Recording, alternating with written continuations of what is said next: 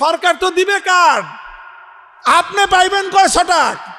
আচ্ছা বলেন, আপনাদের জন্য যদি সরকার প্রতি মাসে 10 কেজি করে গম বরাদ্দ দেয়, আপনারা কয় কেজি করে পাইবেন বলে আশাবাদ? বলেন, পাইবেন কিছু? আপনাদেরকে যে ফ্যামিলি কার্ড যদি কেউ দেয়, দিবে। আপনাদেরকে মনে করে রেশনের কার্ড দিল, এই সরকার তো দিবে কার্ড, আপনি পাইবেন কয়শো টাকা। এই দেশে আচ্ছা বলেন তো, আপনার বুকে হাত দিয়ে কত পার্সেন্ট মানুষ সরকারি অফিস আদালতে গিয়ে ঘুষ ছাড়া, কোনো টাকা পয়সা দেওয়া ছাড়া মাগনায় সরকারি সার্ভিস পান? কত পার্সেন্ট মানুষ পান আছেন? বলেন, হাত উঠে দেন। মানুষ না খেয়ে মরে, তারপরে তো মানুষের গম খেয়ে ফেলায়। ব্রিজ কালভার্ট বানাবে, রডের বদলে বাঁশ দিয়ে বসে থাকে।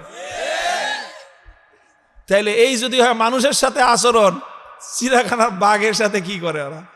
আর বাঘে তার কইতেও পারে না যে তুই আমার গোশত মেরে খাইছস।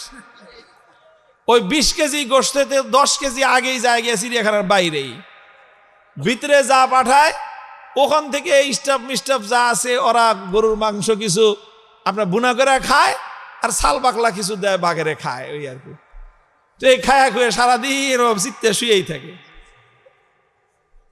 এরপরে এই বাঘরে যদি কেউ খোঁচা মারেন, তাহলে দেখেন বাঘের তাকাইলে আপনার কলজে পানি শুকিয়ে যাবে। এরপরে মাঝে মাঝে ও একটু একটু নিঃশ্বাস ছাড়ে, গর্জন দিবে কি, এই মরা বাঘ আটকানো বাঘের বুকের থেকে গর্জন আর হুঙ্কার বের হয়।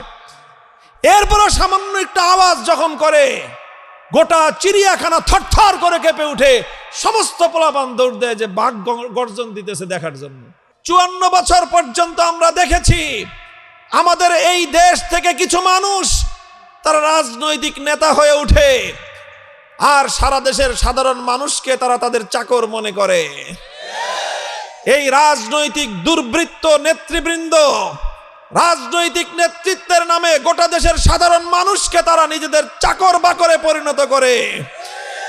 যেই আচরণ করত আমাদের সাথে ব্রিটিশের লাল বেনিয়ারা, যেই আচরণ করত আমাদের সাথে পশ্চিমবঙ্গের দাদাবাবুরা, যেই আচরণ করত আমাদের সাথে পশ্চিম পাকিস্তানের খান পাঠানরা, 54 বছর পর্যন্ত স্বাধীন বাংলার মাটিতে, এই মাটি থেকে জন্ম নেওয়া একদল স্বৈরাচারী জালিম অত্যাচারী শাসক বর্গ বাংলার 18 কোটি মানুষের সঙ্গে গাদ্দারি আর বিশ্বাসঘাতকতা করেছে।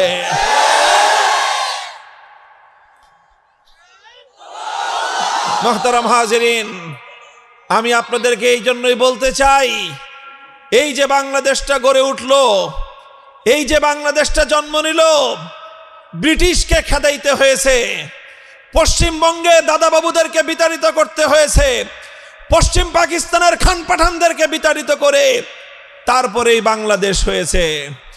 মনে রাখবেন, বাংলাদেশে যদি ইসলাম না থাকে, পশ্চিমবঙ্গ আর পূর্ববঙ্গের মধ্যে কোনো তফাৎ থাকবে না। বাংলাদেশে যদি ইসলাম না থাকে, দিল্লির আধিপত্য বাংলার মাটিতে প্রতিষ্ঠিত হবে, এদেশের মানুষকে দিল্লির গোলামি করতে বাধ্য করা হবে।